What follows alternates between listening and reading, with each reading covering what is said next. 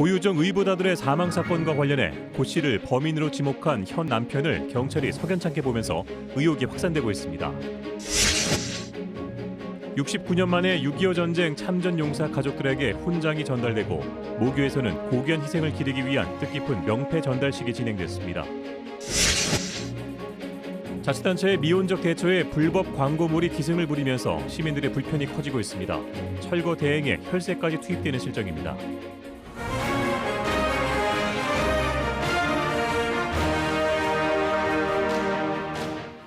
시청자 여러분 안녕하십니까? 9시 충북뉴스입니다. 고유정의 현 남편이 의붓아들의 사망 사건 범인으로 고 씨를 지목하면서 사건이 새 국면을 맞았는데요.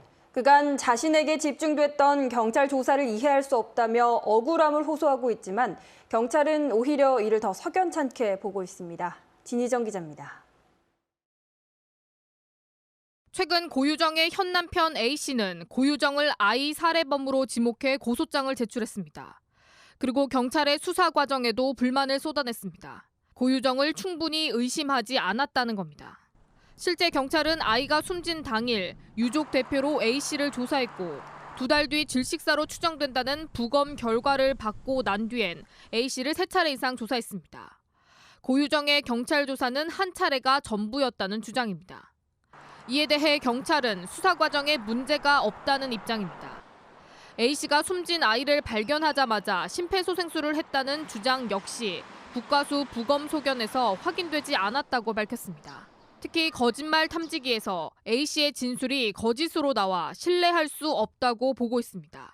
그러자 A씨는 아이의 사망 당시 구급대원의 출동 기록을 공개하며 재차 심폐소생술을 했다고 강조했습니다. 때 아닌 공방에 각종 의혹과 추측만 커지는 상황.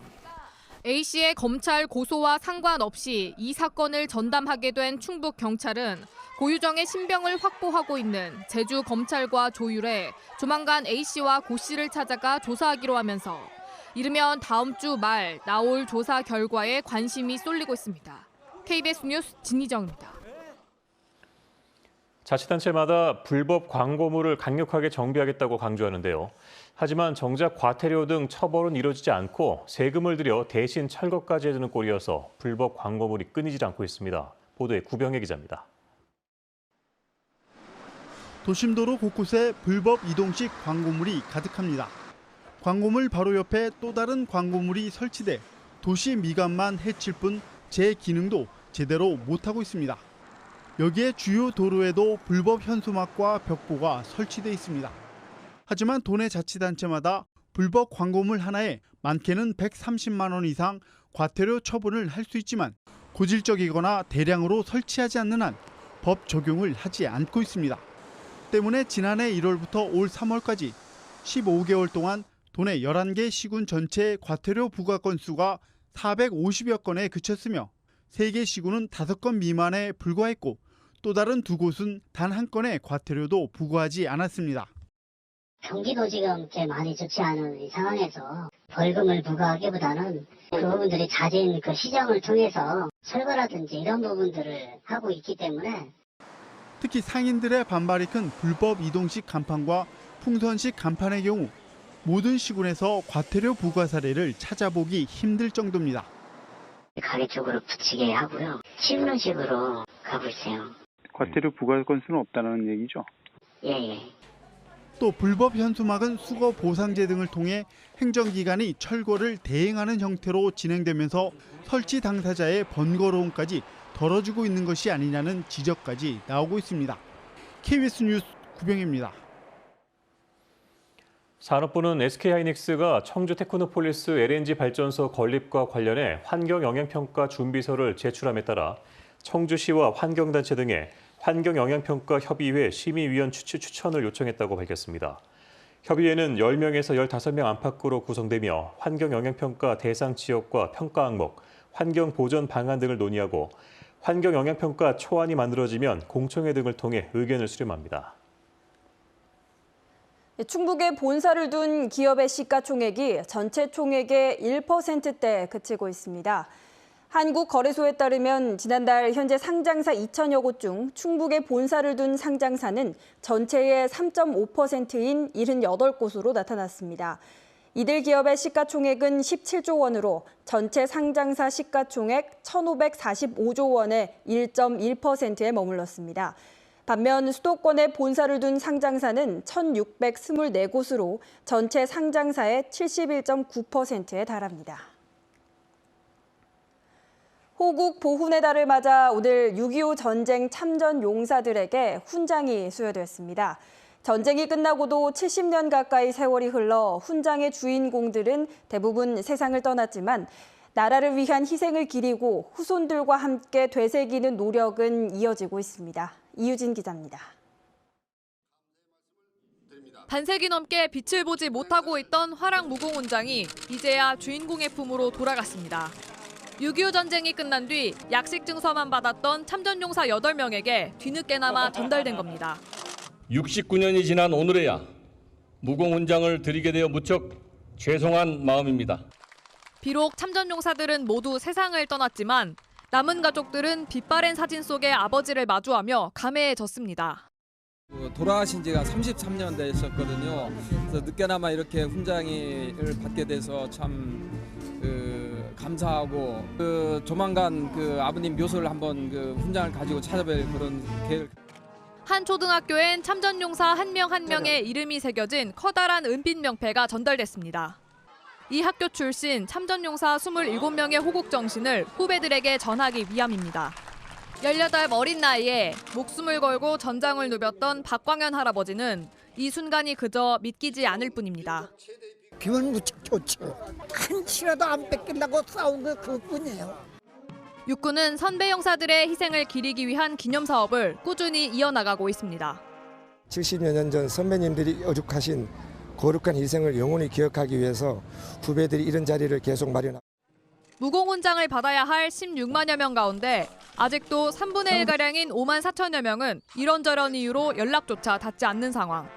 하지만 육군은 마지막 한 명까지 명예로운 훈장의 주인공을 찾아 숭고한 희생을 기릴 계획입니다. KBS 뉴스 이유진입니다.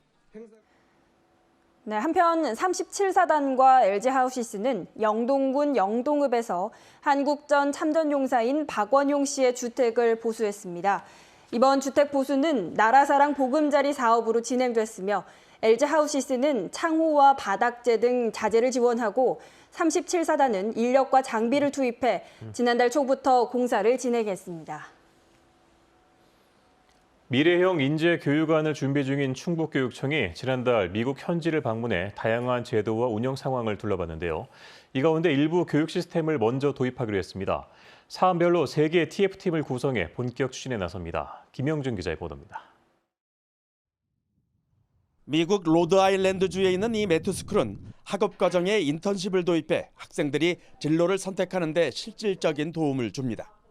일주일에 이틀은 학생이 선택한 직업 현장에서 보고 배우고 프로젝트를 수행하면서 진로를 결정하거나 방향을 바꾸도록 하는 겁니다. 이것은 학교의 유연한 프로그램 운영과 학생에 대한 교사의 관심, 지역사회와 학부모의 참여가 있기 때문에 가능합니다.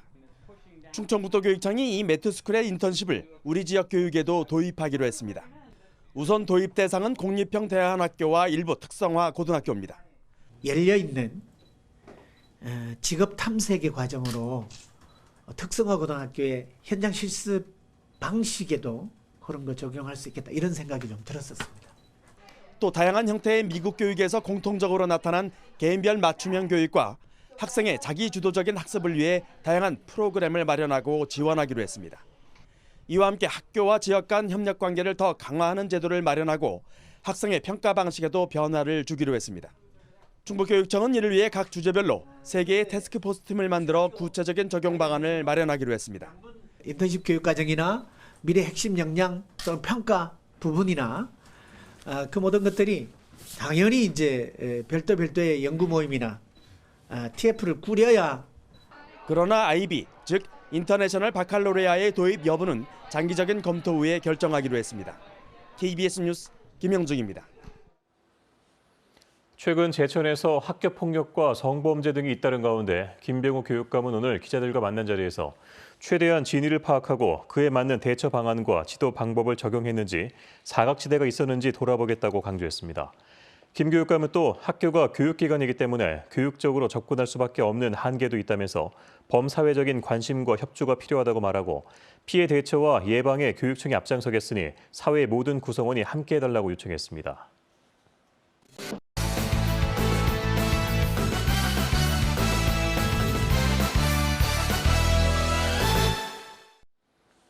생활정보지 광고를 통해 만난 70대 남편을 혼인신고 20일 만에 살해한 50대에게 징역 16년형이 확정됐습니다.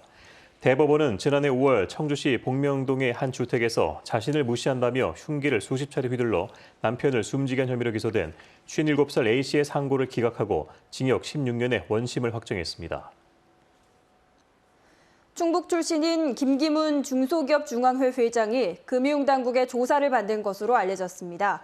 금융당국 등에 따르면 금융위원회 자본시장조사단은 김기문 회장의 자녀와 동생 등 JST나 특수관계인의 주식 처분과 자사주 매각에 대해 조사 중입니다.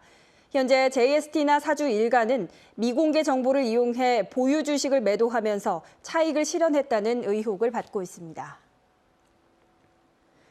충청북도가 지난해 안전점검에서 C등급을 받은 장애인 곰돌이 체육관의 보수공사에 나섭니다. 충청북도는 1억 7천만 원을 들여 재활수영장 천장의 녹 제거와 마감재 재설치 등의 보수 공사를 오는 11월까지 완료할 예정입니다. 청주시 사천동에 위치한 곰돌이 체육관은 지난 1999년 개관한 장애인 체육시설로 연간 5만 명이 넘게 이용하고 있습니다. 청주시 공익제보자 보호지원위원회가 오늘 시청에서 첫 회의를 열고 엄태석 서원대학교 부총장을 위원장으로 선임하는 등 본격 활동을 시작했습니다. 위원회는 앞으로 공익침해와 부패 행위 신고에 대해 철저한 조사를 요구하고 공익신고 제보자 보호와 보상 등의 역할을 제공합니다. 충북 뉴스 마칩니다. 고맙습니다.